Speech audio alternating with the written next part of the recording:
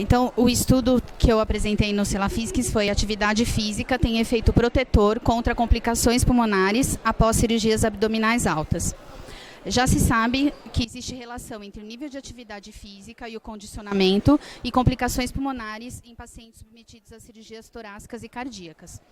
As complicações pulmonares aumentam a morbimortalidade do paciente, os custos e os dias de internação hospitalar. Os pacientes cardiopatas e com doenças pulmonares são pacientes mais graves. A gente não sabe se essa relação entre o nível de atividade física e as complicações também existe em pacientes submetidos à cirurgia abdominal que têm um menor risco clínico. Os objetivos desse estudo foram verificar se o nível de atividade física durante a hospitalização reflete o comportamento físico dentro da vida cotidiana dele, testar se o impacto do nível de atividade física durante a hospitalização e na vida cotidiana tem efeito sobre o risco de complicação pós-operatório e testar o valor preditível do nível de atividade física para complicação pós-operatória após cirurgia abdominal alta.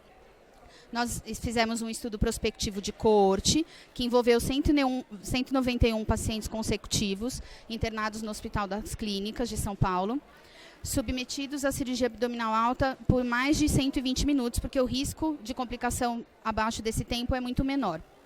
E nós excluímos pacientes que tinham algum tipo de restrição à deambulação ou à movimentação espontânea ou que precisaram de ventilação mecânica por mais de 48 horas. Assim que o paciente internava, ele era avaliado quanto ao nível de atividade física cotidiano, através do perfil de atividade humana, que é um questionário que já teve as suas propriedades de medida avaliadas na versão em português, que pontua de 0 a 94, e o paciente é considerado inativo se ele pontuar menos de 53 pontos, moderadamente ativo entre 54 e 73 pontos e fisicamente ativo acima de 74 pontos. Para a avaliação do nível de atividade física intra-hospitalar, o paciente realizou acelerometria durante 4 dias consecutivos com actigraf na cintura. E a gente usou a equação de Fridson de 96 para fazer o corte, a classificação de tempo em que intensidade de atividade o paciente estava. Depois da cirurgia, todos os pacientes receberam fisioterapia convencional, com exercício de expansão pulmonar, higiene brônquica e imobilização. E as complicações pulmonares, que foram os nossos desfechos primários, foram avaliados por um médico cego aos resultados da avaliação pré-operatória. E nós consideramos complicação pneumonia, atelectasia com repercussão clínica e hipoxemia grave abaixo de 85%. Os testes estatísticos foram usados para testar os nossos objetivos. Inicialmente, nós encontramos que a grande maioria dos pacientes era fisicamente ativo na vida cotidiana, mas dentro do hospital eles passavam quase 90% do tempo inativos, sem fazer nada. Não houve correlação entre as variáveis avaliadas pelo acelerômetro e o perfil de atividade humana, que reflete a atividade de vida cotidiana. Na análise multivariada, avaliando as complicações, a gente viu que os pacientes que são fisicamente ativos no cotidiano diminuem o risco de complicação em 31%, o odds ratio é abaixo de 1. E quem é ativo dentro do hospital diminui o risco de complicação em 39%. Na análise de predição do perfil de atividade humana, a gente viu que esse questionário é capaz de selecionar quase 80% dos pacientes com alto nível de sensibilidade, de 93%. Então, só que ele é pouco específico. Então, se o paciente é detectado como inativo por esse questionário, precisa-se fazer outras investigações mais profundas para ver se ele realmente tem maior risco de complicação. Portanto, as conclusões do nosso trabalho foram: o comportamento físico intra-hospitalar não reflete o cotidiano do paciente, os pacientes fisicamente ativos no cotidiano e durante a hospitalização têm menor risco de complicação pós-operatória, após a cirurgia abdominal alta, o questionário perfil de atividade humano tem um alto valor preditivo para verificar a complicação, para risco cirúrgico, e possivelmente orientações simples da equipe de saúde sobre a manutenção de atividade física intra-hospitalar e pré-internação seriam capazes de prevenir complicação pós-operatória. Boa tarde, meu nome é Bruno.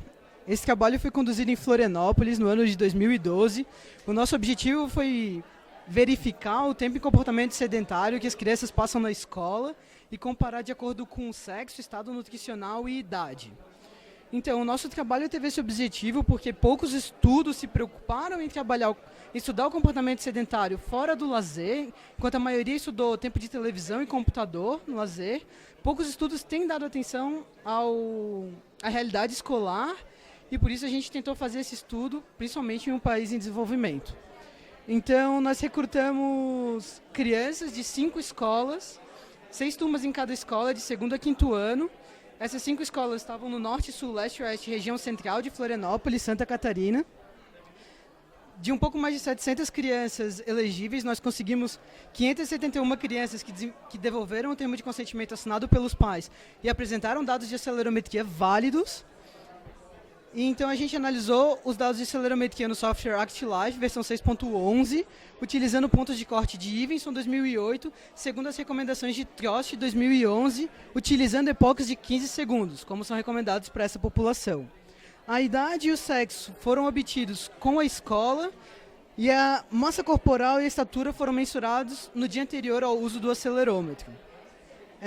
Após o teste de normalidade dos dados de comportamento sedentário, nós aplicamos o teste T de Student para as análises bivariadas entre comportamento sedentário, sexo, a idade e o estado nutricional.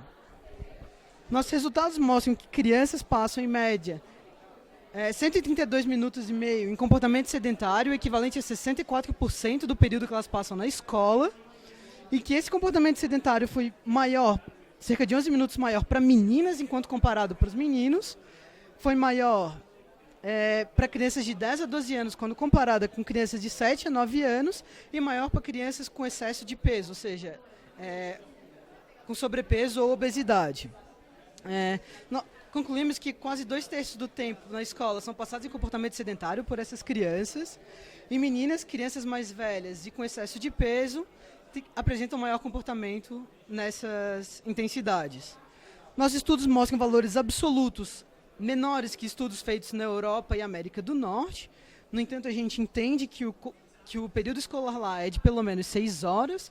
Em termos proporcionais, as nossas crianças acabam sendo mais sedentárias na escola quanto crianças de países desenvolvidos. Muito obrigado. Bom, boa tarde a todos. Meu nome é Rodrigo. Eu vim apresentar um trabalho lá do grupo de estudos de epidemiologia e movimento humano da Unifesp do campus da Baixada Santista.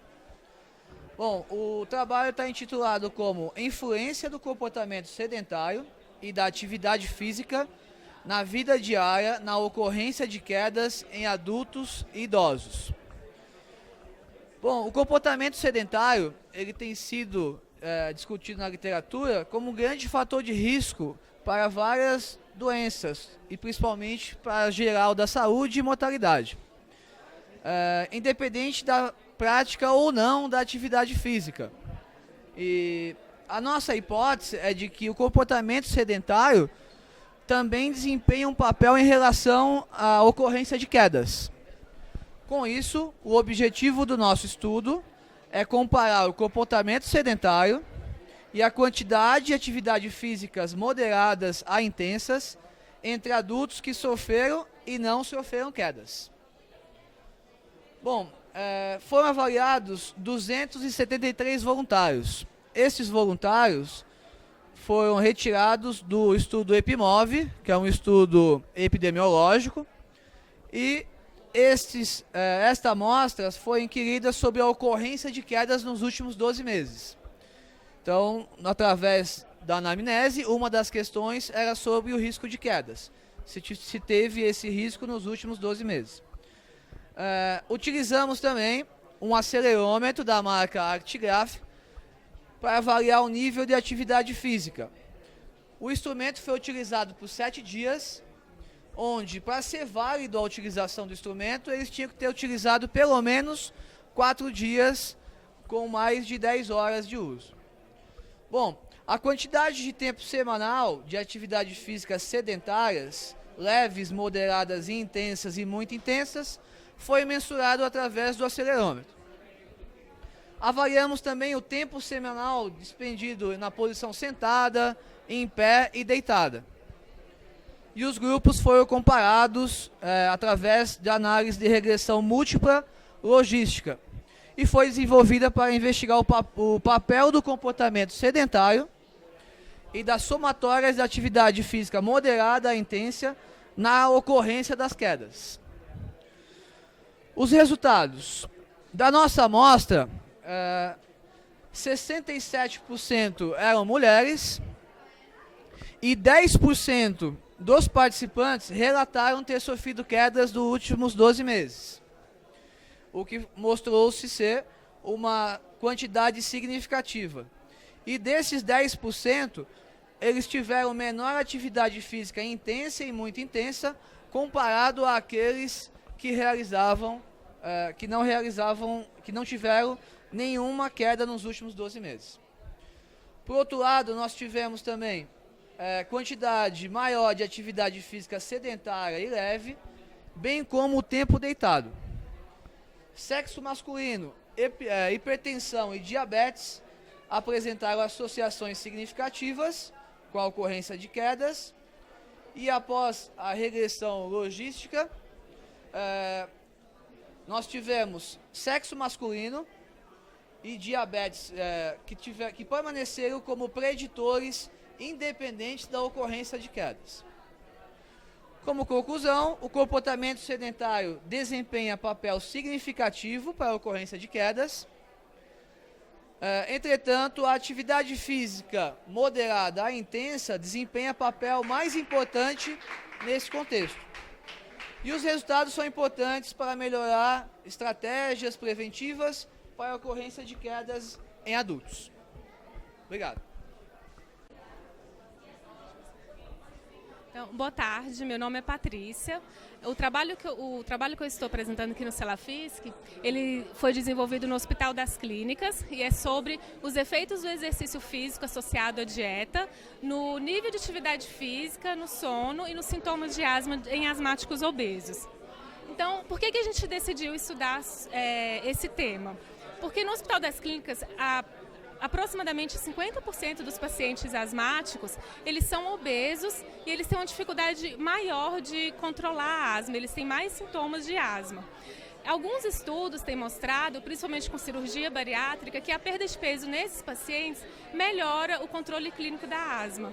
Mas ainda não existem muitos estudos avaliando o efeito do exercício físico associado à perda de peso nesses pacientes.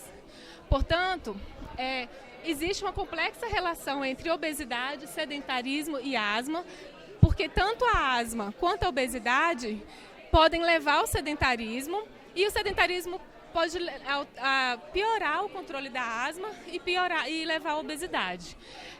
A associação da obesidade e da asma, portanto, leva a um fenótipo de asma de difícil controle. E o nosso objetivo foi avaliar o efeito do exercício físico associado à perda de peso, no nível de atividade física desses pacientes, na qualidade do sono e nos sintomas de asma. Para isso, nós realizamos um ensaio clínico aleatorizado com 55 pacientes. Esses pacientes eles foram avaliados em relação ao nível de atividade física, utilizando o acelerômetro actigraph durante 7 dias na cintura. Em relação aos sintomas de asma, através de um diário de sintomas que eles deveriam colocar diariamente quais os sintomas clássicos que eles tinham durante o dia, durante todo o período do estudo. Em relação ao sono, eles usaram o ActiSleep durante 7 noites e mais o questionário de Berlim para avaliar a prevalência de distúrbios respiratórios do sono. Após isso, os pacientes participaram de um programa de educação tanto para asma quanto para atividade física e eles foram então randomizados em 2 grupos. Os 2 grupos participaram do mesmo programa de perda de peso, com dieta, com psicologia, durante 3 meses. Mas apenas um deles associou a atividade física neste programa, que foram exercícios aeróbios e resistidos. E após 3 meses, eles foram então reavaliados como no início do estudo. O que nós encontramos? Os 2 grupos, eles foram semelhantes no início do estudo. A maioria dos pacientes foram mulheres, eles foram obesos grau 2, com IMC entre 35 e 40, com obstrução moderada das vias aéreas. E após a intervenção, nós encontramos que os pacientes do grupo que fizeram exercício, eles perderam aproximadamente 7% do peso corporal, contra 3% no grupo dos pacientes que não fizeram exercício. E em relação ao nível de atividade física, antes do estudo, todos os pacientes eles possuíam aproximadamente 7.000 passos, eles andavam 7.000 passos. Após a intervenção, os pacientes que realizaram o exercício, eles atingiram o ponto de corte de 10.000 passos e se tornaram ativos. Então, apenas os pacientes que realizaram exercício conseguiram atingir esse ponto de corte. Em relação aos sintomas da asma, ambos os grupos melhoraram, mas a melhora obtida no grupo dos pacientes que realizaram o exercício foi significativamente superior. Além disso, os pacientes que realizaram o exercício diminuíram a porcentagem do risco de desenvolver distúrbios respiratórios do sono, já que sabemos que tanto a obesidade quanto a asma, esses pacientes têm uma probabilidade maior de desenvolver esses distúrbios do sono. E eles tiveram uma melhora tanto da eficiência quanto da latência do sono, sendo que apenas os pacientes que realizaram o exercício, mais uma vez, conseguiram atingir o ponto de corte de 85%, que é o ponto de corte considerado para se atingir um sono normal. Portanto, a conclusão do nosso estudo é que associar o exercício a um programa de perda de peso é extremamente importante para esses pacientes, para essa população de asmático obeso, perder peso, para eles melhorarem os sintomas da asma, para eles melhorarem o sono e para eles para eles conseguirem ter uma vida mais ativa. Muito obrigada. Boa tarde, meu nome é Bárbara, eu sou aluna de iniciação científica do professor Dr. Vitor Zuniga Dourado e eu vou mostrar agora um trabalho do grupo de estudos EPIMOV, intitulado Morar nas proximidades do Porto de Santos e a influência no comportamento sedentário e na inatividade física em adultos, resultados do estudo EPIMOV. O Porto de Santos ele é o maior porto da América Latina e ele contribui enormemente para a economia do Brasil. No entanto, informações sobre a qualidade de vida e sobre os níveis de comportamento sedentário e atividade física da população que reside próximo a essa região ainda são extremamente escassos, assim como os níveis de qualidade de vida com relação à poluição ambiental dessa população. Assim, a nossa hipótese é de que morar em bairros próximos do Porto de Santos está associado com maior prevalência de inatividade física e de comportamento sedentário, independente dos principais fatores confundidores. Então, nosso objetivo foi avaliar a associação entre morar nas proximidades do Porto de Santos e a inatividade física e o comportamento sedentário em adultos. Para isso, a gente selecionou do estudo EPIMOV, que é o estudo epidemiológico sobre o movimento humano e as doenças hipocinéticas, 553 adultos maiores de 20 anos. E eles foram avaliados pelo estudo EPIMOV, que é um estudo maior que analisa os níveis de atividade física da população inteira da Baixada Santista. O nível de atividade física na vida diária foi avaliado, e o comportamento sedentário foi avaliado através de acelerometria com o Actigraph GT3X+, e onde os pacientes foram incluídos no estudo. Eles utilizaram o acelerômetro por 7 dias na região da cintura, e eles falamos para eles utilizarem durante 12 horas, pelo menos, e só tirarem para tomar banho e fazer atividades aquáticas. A inatividade física foi considerada como menos de 150 minutos por semana de exercícios físicos moderados a vigorosos, e o comportamento sedentário foram aqueles comportamentos em posturas adotadas sentado ou deitado, e atividades que despenderam menos de 1,5 METs para serem realizadas. O número de passos diários ele também foi calculado. Dessa forma, a gente avaliou por regressão múltipla linear e por regressão logística quanto morar na zona portuária é um preditor independente da inatividade física e do comportamento sedentário. E na regressão logística, a gente utilizou a inatividade física como desfecho para o modelo. O nível socioeconômico, a escolaridade, o risco cardiovascular, função pulmonar, aptidão cardiorrespiratória analisada através do VO2 foram os confundidores que a gente considerou para chegar na amostra desse estudo. Os nossos resultados, eles incluíram 83 participantes, que corresponde a 15% da amostra total, e esses 83 participantes eram significativamente mais jovens e com poder socioeconômico maior do que o restante da população de Santos. Podemos perceber que o nível de atividade física, a atividade física sedentária, foi maior nas pessoas que moravam na região portuária em até 13,2 horas semanais a mais das pessoas que moravam na região portuária do que as pessoas que moravam nas outras regiões de Santos. Assim também como o tempo em pé, que foi de menos 4,4 horas para as pessoas que moravam na região portuária do que nas outras regiões de Santos. O tempo deitado foi aumentado em 1,5 horas por semana e o número de passos foi diminuído em até 700 passos por dia. A gente percebeu também que morar na zona portuária aumentou o risco de inatividade física em até 2,5 vezes. Assim, a nossa conclusão é de que morar nas regiões portuárias próximo ao Porto de Santos repercute negativamente nos níveis de atividade física e no comportamento sedentário em adultos. E isso independente de todos os confundidores como nível socioeconômico, escolaridade, risco cardiovascular, função pulmonar e aptidão cardiorrespiratória.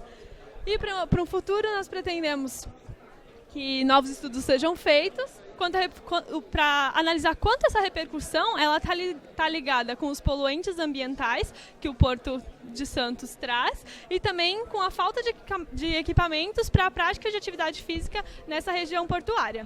E é isso, obrigada. Então, boa tarde, meu nome é Flávio, eu sou professor do Centro Universitário do Espírito Santo, em Colatina, Espírito Santo, e eu vim apresentar o nosso trabalho que é resultante da minha dissertação de mestrado, que é intitulado Comportamentos Ativo e Sedentário em Crianças de 7 a 10 anos de idade, os contextos urbano e rural do Brasil. Esse trabalho já foi publicado em artigo científico no ano passado, em 2014, na revista BMC Public Health. Então, a gente teve como objetivo verificar a diferença de comportamentos, tanto sedentários como de atividade física, de crianças da zona rural e da zona urbana do Espírito Santo. Para representar a zona urbana, a gente utilizou 1.242 crianças escolares de 7 a 10 anos residentes em Vitória, Espírito Santo. E para representar a parcela de crianças da zona rural, a gente utilizou 528 crianças residentes de Santa Maria de Jetibá, cidade do interior do Espírito Santo. Bom, para avaliar o nível de atividade física, a gente utilizou um método de questionário respondido pelos pais. O questionário é um instrumento já validado e a gente utilizou como ponto de corte para o nível de atividade física realizar 300 minutos de atividade física por semana e para o ponto de corte para comportamentos sedentários somar 2 horas ou mais de comportamentos sedentários durante o dia. Esses comportamentos sedentários incluíam utilizar televisão, utilizar computador e utilizar videogame. Bom, os nossos resultados, a gente conseguiu em primeira mão achar diferenças significativas pelo teste Q quadrado entre crianças de zona urbana e crianças de zona rural. Então, há diferença significativa entre as duas amostras. As crianças de zona urbana, elas atendem menos aos níveis de atividade física, às recomendações de atividade física, mas elas atendem mais às recomendações de tempo de lazer sedentário. Ou seja, as crianças de zona rural, embora elas façam mais atividade física, elas também têm maior tempo de lazer sedentário. Tá? E a gente conseguiu verificar, pelas nossas análises estatísticas, que não há associação entre nível de atividade física e entre o comportamento sedentário. Então a criança pode ser fisicamente ativa e também ter um grande tempo sedentário durante o dia. É isso. Então, boa tarde, meu nome é Paulo, eu sou acadêmico da Universidade do Estado do Pará e o nosso trabalho é nível de atividade física e perfil nutricional de escolares do município de Santarém, Pará. Bom, De acordo com as literaturas, né, a obesidade, né, ela é uma doença multifatorial que, associada a outras morbidades, pode induzir o indivíduo à morte. E ligada ao sedentarismo, ela é fator desencadeante de outras patologias, como diabetes, doenças cardíacas, isquemias e etc. Bom, o nosso objetivo no estudo foi estudar e analisar o perfil nutricional dos escolares das instituições públicas e privadas no município de Santarém. Para a nossa amostra foram uma escola da rede privada e 2 da rede pública. 5ª e 6ª série do ensino fundamental e 2º e 3º ano do ensino médio. Os nossos instrumentos de coleta, os escolares, eles foram avaliados contra o IMC, percentual de gordura, e realizaram o questionário internacional, o PARQUET, versão curta. Como resultado, a gente tem que tanto fundamental quanto no ensino médio, e as variáveis masculino, feminino, idade, massa corporal, estatura, IMC, circunferência do abdômen, relação cintura-quadril, percentual de gordura, massa magra e massa gorda. A gente tem que o ensino médio, em relação ao ensino fundamental, eles apresentaram o IMC maior, circunferência do abdômen, percentual de gordura e massa gorda. O ensino médio em relação ao ensino fundamental. Já dentro só da classificação do ensino médio, a gente tem que a instituição privada, em relação à instituição pública, ela foi maior, a massa gorda, o percentual de gordura, a circunferência do abdômen e o IMC, em relação privado e escola pública. Aqui na tabela 2 a gente tem as variáveis índice de massa corporal, percentual de gordura e nível de atividade física, tanto na instituição fundamental quanto no ensino fundamental quanto no ensino médio. A gente tem que as classificações de índice de massa corporal permanecerem normal, tanto para o fundamental quanto para o ensino médio. No entanto, somados acima de normais, as classificações de sobrepeso, elas foram superiores às classificações de desnutrição. E em relação ao ensino médio, as classificações abaixo de adequada foram superiores às classificações de sobrepeso e obesidade. Em relação ao percentual de gordura, a gente tem que a maioria, tanto no fundamental quanto no ensino médio, foi normal. E somadas as classificações altas acima de adequada foram superiores a abaixo de adequada. Nível de atividade física, todos os indivíduos, tanto no fundamental quanto no ensino médio, eles eram ativos, só que em relação a acima de ativos, o ensino fundamental, eles eram insuficientemente ativos, e no médio, acima de ativos, eles eram muito ativos. Aqui temos a mesma tabela em relação a índice de massa corporal, percentual de gordura, nível de atividade física, só que em relação à instituição privada e instituição pública, tanto no ensino fundamental quanto no ensino médio. A gente tem que eles permaneceram nos critérios de normais, tanto o público quanto o privado, do fundamental e do médio. No entanto, as somatórias de sobrepeso e obesidade foram similares, tanto no público quanto no privado, acima de ativos. Em relação ao ensino médio, os critérios de sobrepeso e desnutrição foram similares, somados. E no ensino médio, acima de ativos, acima do normal, os critérios de sobrepeso e obesidade foram bem maiores em relação à instituição pública no ensino médio. Em relação ao percentual de gordura, a gente tem que todos permaneceram, a maioria, adequados. No entanto, a somatória de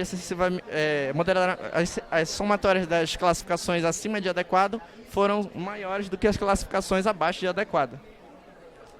Nas classificações de nível de atividade física, a gente tem que eles eram ativos, tanto fundamental quanto no ensino médio, nas instituições públicas e privadas.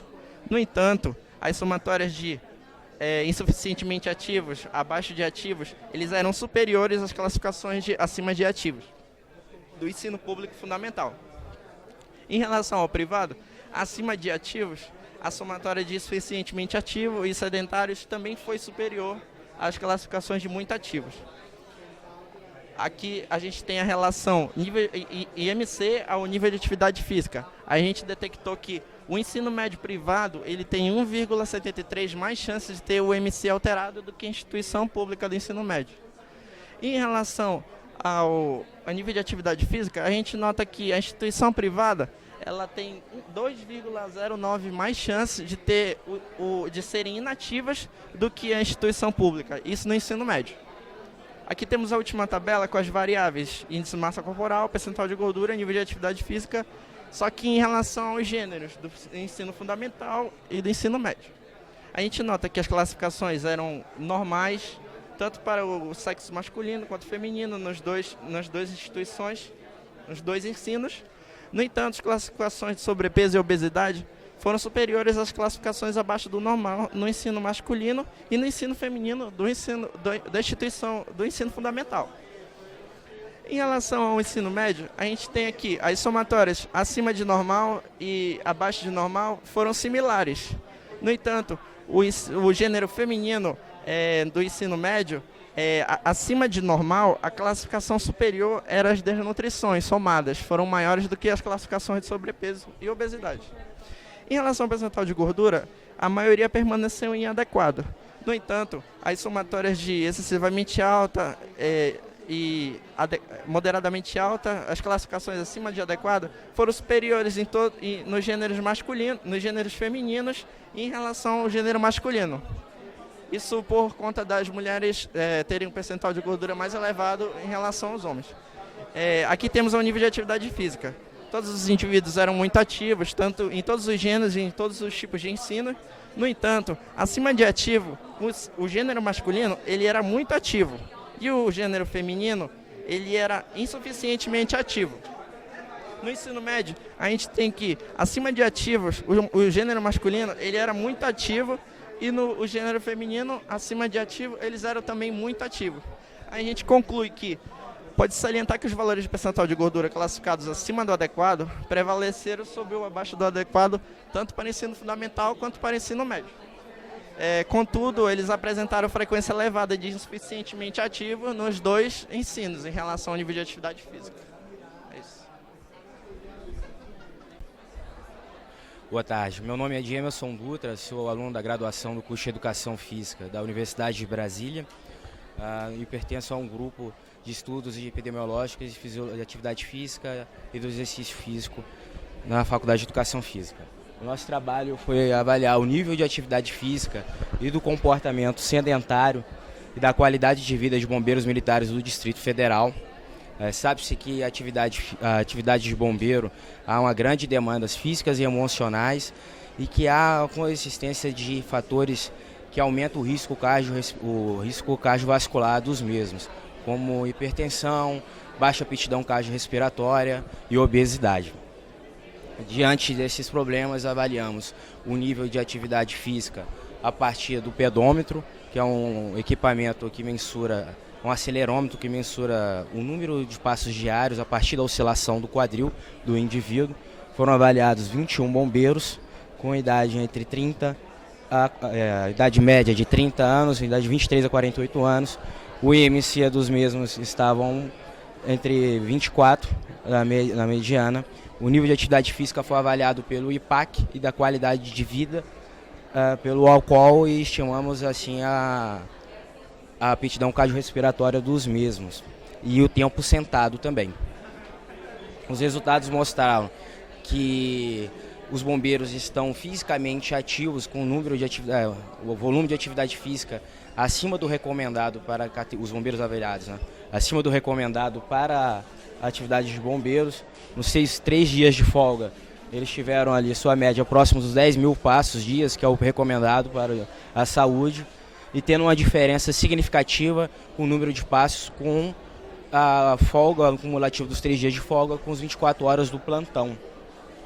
A qualidade de vida dos mesmos estiveram em todos os domínios, o psicológico, o físico, as relações sociais próximos ao nível, tendo que no aspecto ambiental teve uma tendência a estar baixo, que pode estar ligado à qualidade de vida nos quartéis, que nas prontidões os mesmos ficam grandes períodos de atividade sedentária. Foi encontrada a correlação positiva entre o número de ocorrências atendidas com o maior número de passos, assim como os bombeiros que são fisicamente ativos procuram se movimentar e ter uma maior aptidão cardiorrespiratória. Sabe que essas variáveis não são dependentes uma da outra, mas encontramos isso no nosso estudo. E, porém, é necessário uma maior investigação com uma amostra maior para que se possa confirmar essas hipóteses encontradas. Mi nombre es Mauricio Prada, vengo de la ciudad de Bogotá, Colombia, con la Universidad Minuto de Dios. Este proyecto de investigación hace parte de un macroproyecto que se denomina Diseño e Implementación Estrategia Pedagógica que permita disminuir los comportamientos sedentarios en los estudiantes universitarios. Esto hace parte de una primera fase. La primera fase es caracterizar a los estudiantes universitarios sobre los comportamientos sedentarios que están teniendo nuestros estudiantes. ¿Por qué se ha evidenciado esto? Porque pues en esta etapa a nivel universitario se ha evidenciado que los estudiantes están teniendo mayor tipo de actividades en comportamientos sedentarios, como permaneciendo sentados o durando demasiado tiempo estudiando o haciendo actividades en este tipo. El objetivo del estudio es la caracterización de la población estudiantil del primer semestre pertenecientes a la Corporación Universitaria Minuto de Dios en el programa de Educación Física, Recreación y Deporte. El método que se utilizó es un método descriptivo transversal con 224 estudiantes sanos entre 18 y 25 años de edad, donde se aplicó el cuestionario de Sedentary Behavior Question, donde la idea es mirar cuál es el tiempo que duran estos estudiantes en comportamientos sedentarios. Se tomaron los ítems frente a pantalla, comportamientos sedentarios frente a pantallas. Los resultados fueron que el 78.1% de los estudiantes del primer semestre del programa de educación física duran demasiado tiempo frente a pantallas y frente a ordenadores o computadores o haciendo consultas en trabajos escritos. A pesar de que hay estudios que miden los niveles de actividad física o que están midiendo niveles de actividad física, también se ha logrado demostrar que otros estudios han logrado demostrar que los comportamientos sedentarios, también las personas que duran demasiado tiempo en estas posiciones sentadas, también están creando problemas de salud. Por lo tanto, pues es importante cambiar la mirada y empezar a investigar sobre comportamientos sedentarios y crear instrumentos y validar instrumentos que permitan medir este tipo de actividad. Muchas gracias. Meu nome é Caroline Venturini Ferreira, eu sou a primeira autora desse trabalho, que tem como título Atividade Física e Fatores Associados em Idosos do Estudo SAB, Avaliação por Acelerometria. Então é já do conhecimento de todos que a atividade física é um importante meio para se prevenir e até mesmo reverter algumas alterações fisiológicas do envelhecimento. E nessa população em específico, a atividade física é muito importante porque é a população onde se encontra a maior prevalência de doenças crônicas não transmissíveis. Entretanto, não se sabe muito a respeito do padrão de atividade física dos idosos brasileiros, principalmente utilizando métodos objetivos de avaliação. Por esse motivo, o objetivo do estudo foi avaliar o nível e a intensidade da atividade física de idosos brasileiros residentes no município de São Paulo no ano de 2010 e associar os níveis de intensidade de atividade com características sociodemográficas e de saúde.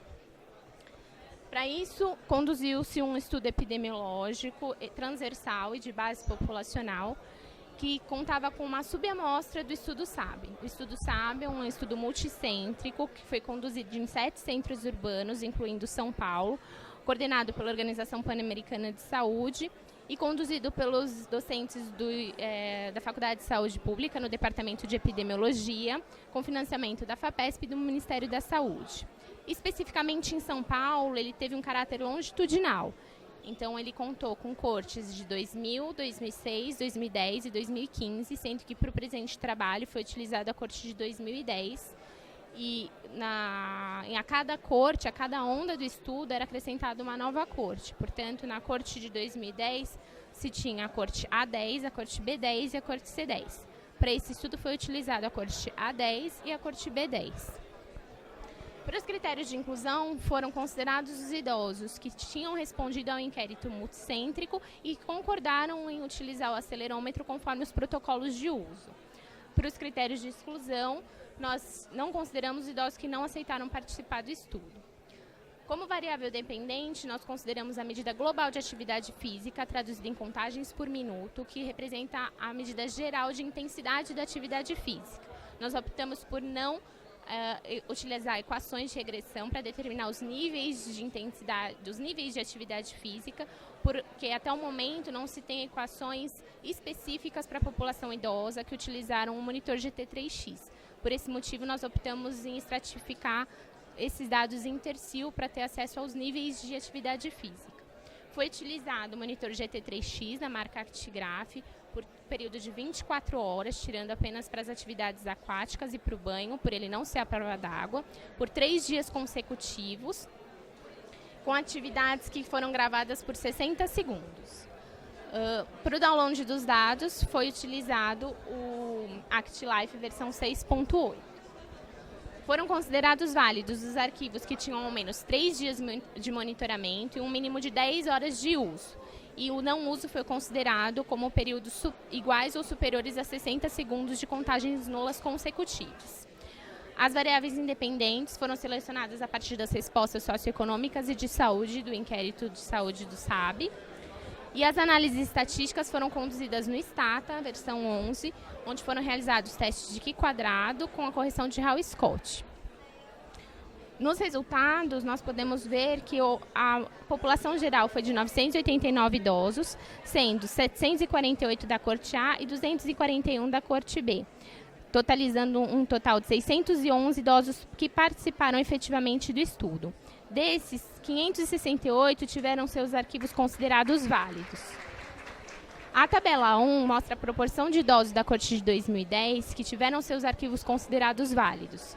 Nessa tabela, nós podemos verificar que apenas 4 variáveis demonstraram-se estatisticamente significativas em relação ao sexo, a diferenciação entre os sexos, que foi estado marital, onde os idosos casados, as idosas relataram ter um maior número viúvas, enquanto os idosos do sexo masculino relataram, em sua maioria, serem casados ou amaziados. No caso da hipertensão e da doença articular, houve uma maior prevalência dessas doenças nas mulheres, assim como o número de doenças, onde a maior parte das mulheres relatou ter 2 ou mais doenças. A tabela 2 resume as médias de contagem por minuto, estratificadas em tercil. Nós podemos observar uma média geral de 341,69 contagens por minuto, sendo no primeiro tercio esse valor de 165,79, no segundo de 311,26 e no terceiro de 492,52. Todas as variáveis dessa tabela se mostraram estatisticamente significativas, com exceção do sexo. Não houve diferença entre o sexo feminino e masculino. Entretanto, não há uma concordância de estudos internacionais a respeito dessa variável. Quanto à idade, os idosos menores de 75 anos demonstraram uma intensidade maior de atividade física em relação aos idosos mais velhos, e essa diferença também repercutiu no primeiro tercio. Em relação ao estado marital, os idosos que se relataram divorciados e separados tiveram uma maior intensidade de atividade física quando comparados aos viúvos. Em relação à autopercepção de saúde, ela se mostrou como um importante marcador de atividade física no idoso, já que houve um padrão crescente de atividade física, de intensidade de atividade física, conforme a piora do estado de autopercepção de saúde, ou seja, os idosos que relataram ter uma saúde muito boa e boa apresentaram uma intensidade maior do que aqueles com uma autopercepção de saúde ruim ou muito ruim.